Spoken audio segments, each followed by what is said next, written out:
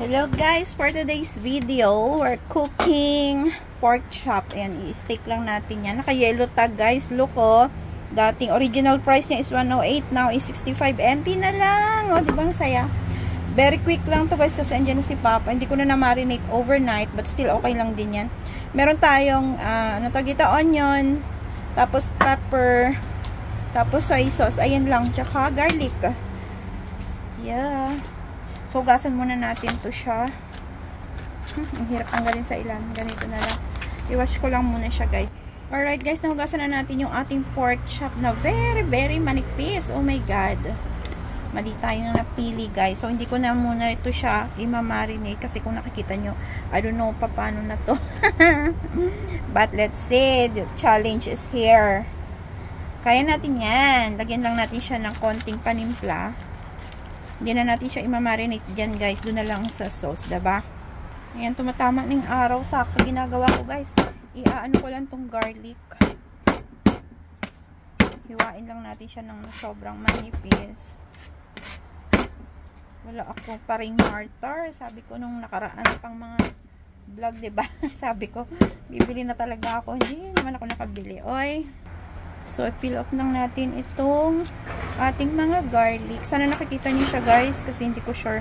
Hindi ko nakikita sa monitor ko dyan. Nagmamadali na ako. Nandyan na sila, Papa. Kasama ng kanyang bisor.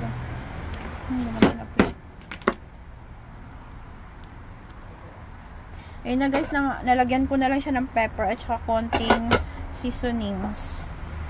Tapos, ipapry ko lang siya later.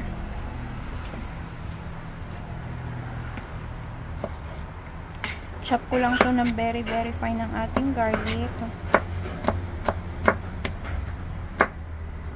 So, balikan ko po kay later. So, ayan na guys, na finely chop na yung ating garlic and we go for our onion. Half lang ang gagamitin ko nito.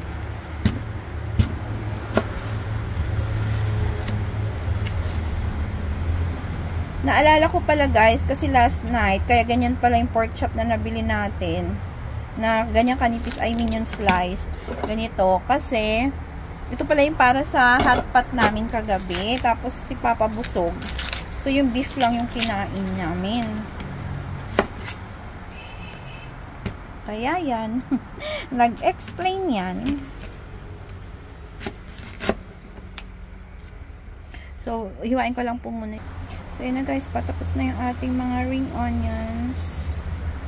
At pwede na tayo mag-start mag-fry ng ating pork chop. Sobrang mainit na yung ating kawali. Ilagay na natin yung ating super very manipis. Tignan nyo naman na pork chop. Look guys, para na siya naging ham. Ayan siya. But still look nice, right? Maganda pa rin siya pag nag-brown. Again, siya pwedeng i-overcook. Lalo siyang mag-coconut. This is fun. I found cooking this is very fun, guys. Pang ano yan, pang hot pot, guys, na slice. There you go.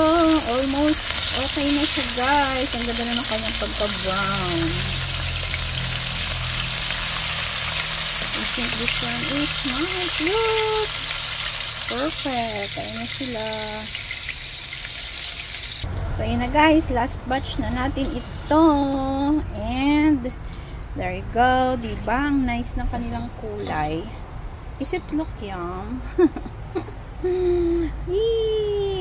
Guys. Alright guys. So, on the same pan, dyan na rin natin isusote yung ating garlic. Dami dito. Masarap yan pag marami. Mag-garlic talaga ang tao kapag mura lang ang garlic. Kasi maganda yan sa ating immune system at the same time. Good for the heart. Saute lang natin siya. I-brown lang natin ng bahagya. And then lalagay na din natin yung ating ring onions. Alright guys.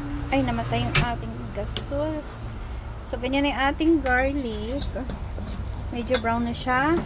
Ready na po ilagay ang ating mga ring onions. Tara!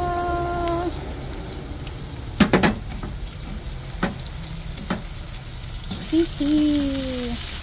Ang saya nito. Pag nilagay natin, hindi na makita yung ating pork chop. Kaya continuous lang natin yan siya guys hanggang maluto ng konti kasi mabilis lang naman yung. Alright guys, pwede na tayo maglagay ng ating soy sauce. Konti lang kasi konti lang yung ating pork. Baka maalat. Ayaw ni Papa na maalat. And ready na yan itapping sa ating pork chop. Alright guys, okay na yung ating ring onion. Pwede na natin siyang itapping dito. And tara! Diba? Kakaiba. And ready to serve! Okay guys, balik na natin siya lahat dito.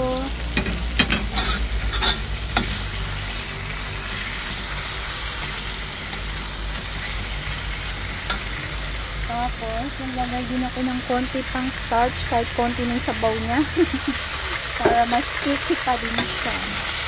Oh, diba? There you go. See? Yummer. Ayun na guys, kung lalagay na ni Papa, oh. Pasensya na naarawan yung aming kitchen. Yum! O, diba? Pwede din niyang gawin yung inyong pang hot pot na pork chop na ganyan. Yummer!